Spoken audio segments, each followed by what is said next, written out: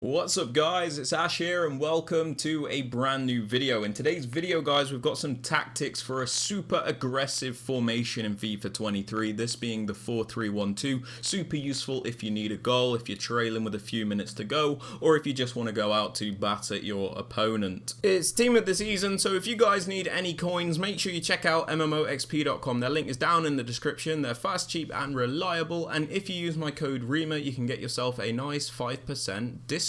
Now, starting off with the custom tactics, for the defensive style, we actually have this on press after possession loss. Surely for a minute, some of you long-time viewers would have thought I'd have said balance there, but we actually have this on press after possession loss because it allows us to win the ball back very quickly if we do lose it. This means we could win it back in a super dangerous area where we could get an easy tap in because our opponent might be trying to, like play out from the back. We can press onto them, get the ball back, easy goal. But if the pressure doesn't work initially, our players will then drop off for a minute so we don't get pulled out of position for too long, and it just means we won't leak another goal. Now, moving on to the defensive width, guys, we actually have this on 40. Now, the reason we have this on 40 is so we can primarily defend in a narrow shape. This will block those attacks through the middle, which is the most important thing you can do when defending, but at the same time we still have a bit of natural width to cover the wing, cover the wide areas in case an opponent tries a wider attack. Super important not to put your width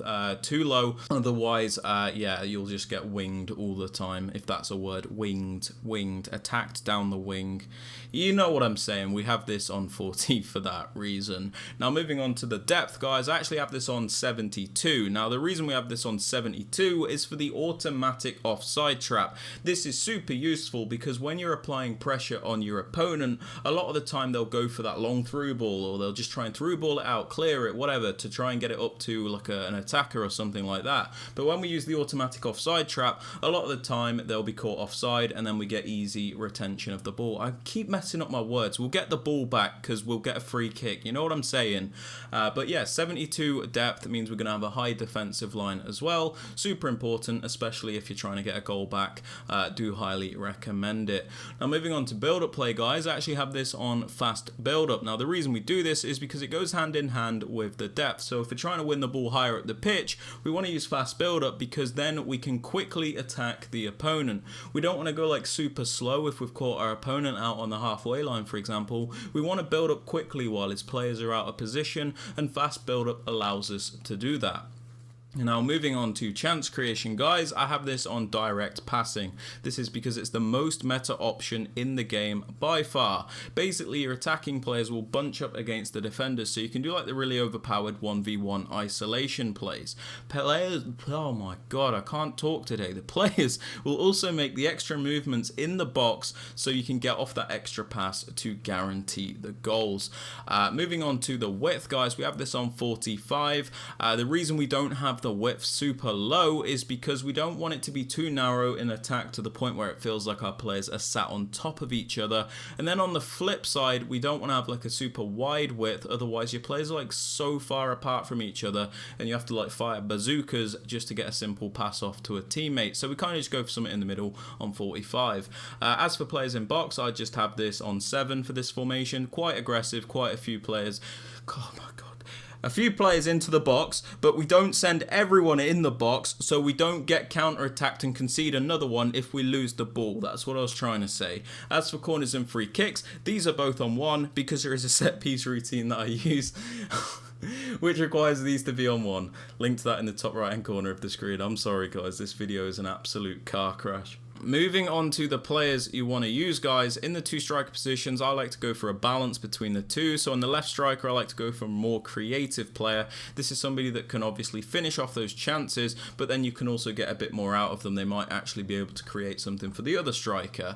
I like to do this because I feel like if you use like 2 out-and-out strikers, 2 clinical poacher strikers like a Haaland, like a Harry Kane, you're very limited in your approach because you just have to lump through balls all the time and you can't really do so much else. So I just like to go for that balance. You guys might not want to. As for the cam, it's important that you use a nice technical player. This is somebody that's obviously going to be very creative, somebody with decent agility, decent shooting, and decent pace, of course.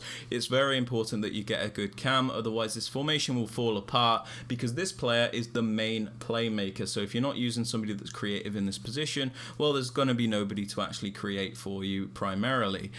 Moving on to the right centre mid, I like to go for a more box-to-box style player. This is somebody that's going to attack and defend.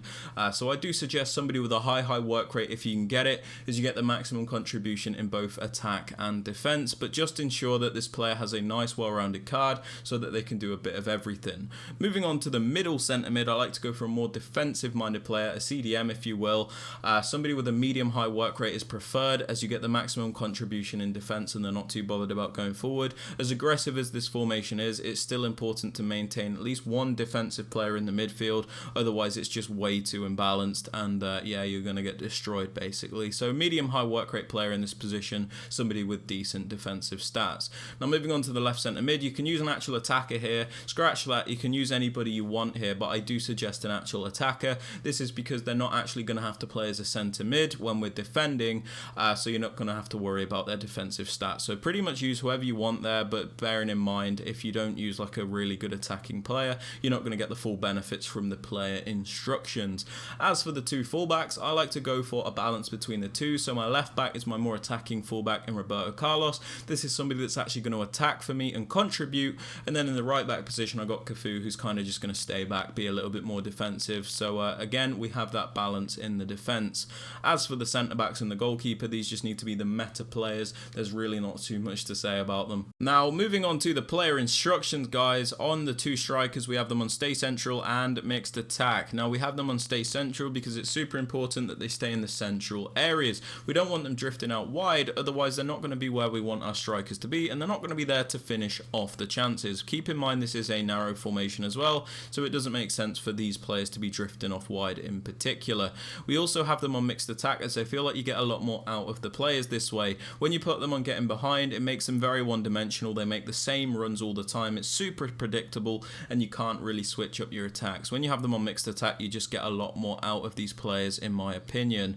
Moving on to the cam, guys, I have them on comeback on defense and get into the box cross. This is because it makes the formation defend in a 4-4-2 by putting them on comeback on defense. Now, although we want to attack, of course, when we're using this formation, it's still important to maintain a good defensive shape. Otherwise, there's no point being really good in attack, because you're just going to concede more goals and your goals are going to be worthless. So put this guy on comeback on defense. It means he's going to come back to defend as a right mid in the 4-4-2 shape, which makes us really good in attack and also really good in defense. We also have him on get into the box cross, so he's always looking to nick those chances in the box and score those goals.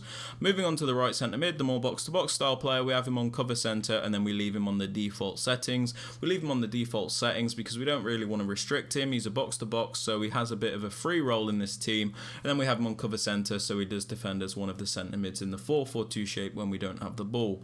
Moving on to the middle centre mid, we have him on stay back while attacking and cover centre. We have him on stay back while attacking because, like I said, it's still important to maintain at least one defensive player in the midfield to give you that balance. And then we also have him on cover centre, so he does defend as one of the centre mids in the 4-4-2. Now moving on to the left centre mid, where I use an actual attacker, I have him on get forward, get into the box cross and cover wing. We have him on get forward because, like I said, he's an attacker. We want him flying forward, we want him getting involved, so that's the best option. Get into the box cross means he's not going to be hesitant to get into the penalty area for us, which again, super important, super useful. And then most importantly, we have him on cover wing, as this will make him defend as a left mid in the 4-4-2 shape. This is why I said you don't have to worry about this player's defensive stats, because they're not actually going to have to play as a centre mid when we don't have the ball.